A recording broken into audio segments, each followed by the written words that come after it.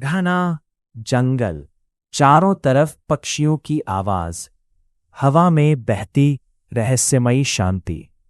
लेकिन इस शांति के पीछे छुपी है एक ऐसी प्रेम कहानी जिसने सदियों से लोगों के दिलों को छुआ है।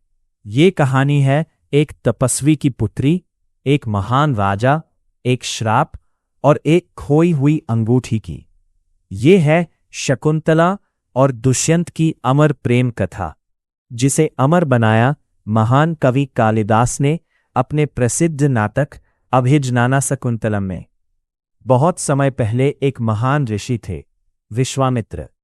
वे कठोर तपस्या कर रहे थे। उनकी तपस्या इतनी शक्तिशाली थी कि देवताओं के राजा इंद्र भी चिंतित हो गए। इंद्र ने उनकी तपस्या भंग करने के लिए स्वर्ग की सबसे सुंदर अप्सरा मेनका को पृथ्वी पर भेजा। मेनका की सुंदरता और आकर्षण से ऋषि विश्वामित्र का मन विचलित हो गया और कुछ समय बाद एक कन्या का जन्म हुआ। वो कन्या थी शकुंतला।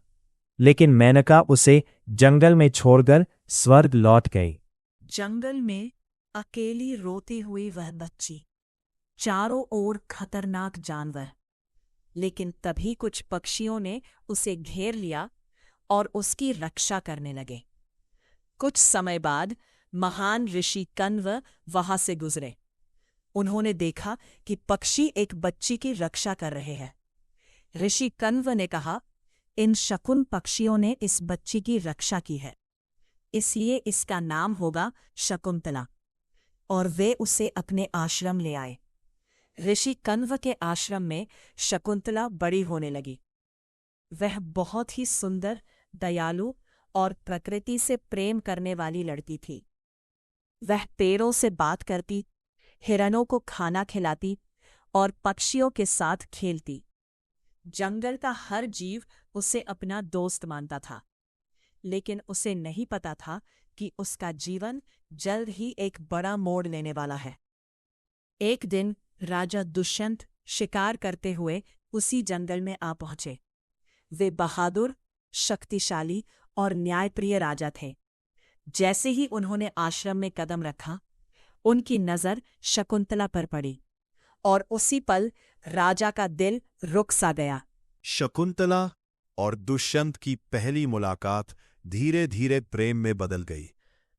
वे जंगल में साथ घूमते, प्रकृति की सुंदरता का आनंद लेते और एक दूसरे के साथ समय बिताते। कुछ समय बाद दोनों ने गंधर्व विवाह कर लिया। लेकिन राजा को वापस अपने राज्य लौटना पड़ा। जाते समय उन्होंने शकुंतला को एक अंगूठी दी और कहा, जब भी तुम मेरे पास आओगी, ये अंगूठी मुझे सब कुछ याद दिला देगी। राजा के जाने के बाद शकुंतला हर समय उन्हीं के बारे में सोचती रहती थी। एक दिन क्रोधित ऋषि दुर्वासा आश्रम आए। लेकिन शकुंतला अपने विचारों में खोई हुई थी और उसने उनका स्वागत नहीं किया। इससे क्रोधित होकर दुर्वासा ने श्राप दिया, जिसके बारे में तुम सोच रही हो वही तुम्हें भूल जाएगा। बाद में आश्रम के लोगों ने माफी मांगी। तब ऋषि ने कहा, अगर कोई पहचान की निशानी दिखाई जाएगी तो उसे सब याद आ जाएगा। कुछ समय बाद शकुंतला राजा के पास जाने के लिए निकली। लेकिन रास्ते में नदी पार करते समय उसकी अंगूठी पानी में गिर गई। जब शकुंतला राजा दुष्यंत के दरबार पहुंची तो श्राप के कारण राजा उसे पहचान नहीं पाए। उन्होंने कहा, मैं तुम्हें नहीं जानता। यह सुनकर शकुंतला का दिल टूट गया। वह रोते हुए वहां से चली गई। कुछ समय बाद एक मछुआरे को मछली के पेट में वही अंगूठी मिली।